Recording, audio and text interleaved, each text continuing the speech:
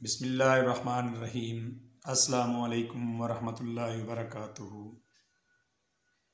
नाज़रीन, उम्मीद है कि आप सब खैरियत से होंगे। आज हम जिस मौजू पर बात करेंगे वो है बेख्वाबी का इलाज, नींद ना आने का इलाज। इसमें इंसान करवटें बदलता रहता है और बेचैनी की वजह से उसको नींद नहीं आती, वनूदगी सी रहती है और वनूदगी के गलबा की वजह से वो नींद से बहुत दूर होता है और उसको नींद नहीं आती। इंग्लिश में इसको इंसोम्निया कहते हैं। आज हम इसके इलाज के मतलब बात करेंगे। पहले हम आपको बता दें कि इसके असबाब क्या क्या हैं, ऐसा क्यों होता है कि नींद जो है वो हमें नहीं आती। इसमें सबसे पहले जिगर जो होता है वो सोज़श में होता है, उसमें गर्मी की ज़्यादती होती है रात के वक़्त, जिसकी वजह से नींद नहीं आती। रंजो गम की कैफियत में इंसान मुब्तला होता है, खून का जो इखराज है वो जिस्म से हो जाता है। ऐसे मरीज़ जो शराब और पान ज़्यादा इस्तेमाल करते हैं उनको भी इसका मसला होता है। मुबाशरत की ज़्यादती भी इसका एक सबब बनती है। सफ़रा की ज़्यादती जिस्म में ज़्यादा होती है, तो इस वजह से नींद जो है वो इंसान को नहीं आती और वो बेचैन रहता है, करवटें बदलता रहता है और नींद का प्रॉब्लम हल नहीं होता। तो अगर अलामात की बात कर लें तो जैसा कि मैंने पहले बताया है कि नींद नहीं आती, वनूदगी के गलबा से नींद जो है वो दूर हो जाती है। इंसान सोने की कोशिश भी करता है तो उसको नींद नहीं आती। इसमें चेहरा का रंग जो है वो भी जर्द हो जाता है, मुंह का जायका कड़वा होता है, दिल जो है ना वो तेज़ तेज़ हरकत करता है।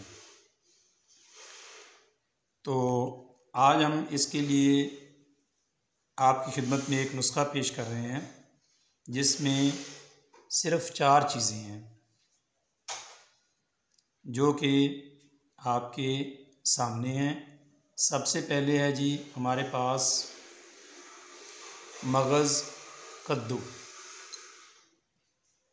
ये इस तरह के होते हैं, इसको हम तुख़म कद्दू भी कहते हैं। तुख़म कद्दू यानी कि मगज़ कद्दू। जब कद्दू को हम चीरेंगे या खोलेंगे तो उसके अंदर से ये बीज निकलते हैं। इसका मिजाज जो होता है ना वो सर्द होता है। ये मुदिर बॉल है, मलयन तबा है और मौलद रतूबात है, यानी कि ये रतूबात की पैदाइश करता है। और दूसरे नंबर पर है जी हमारे पास खशखाश। ये इस तरह की होती है, इसका मिजाज भी सर्द है।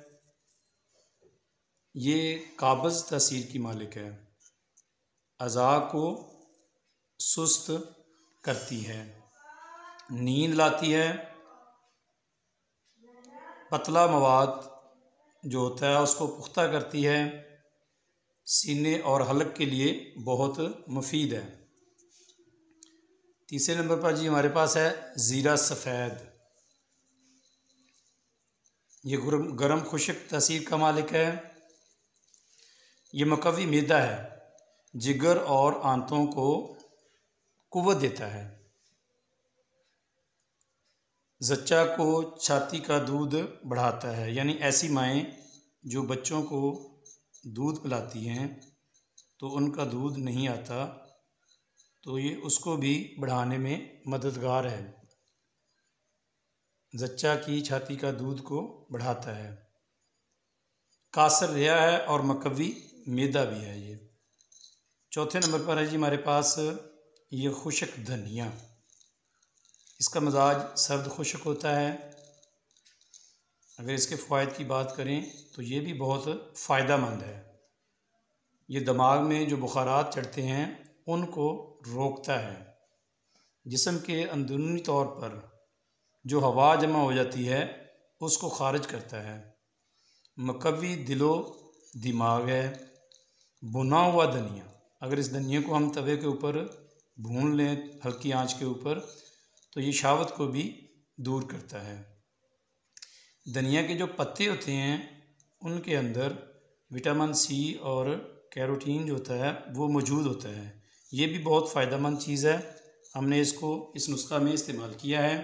इन चारों चीज़ों का आपने सफूफ कर लेना है। अब आपने इनका वज़न कितना कितना लेना है। धनिया जो है ये आप लेंगे 4 तोला इसका वज़न। मगज़ कद्दू जो हैं इनका वज़न भी आप लेंगे 4 तोला।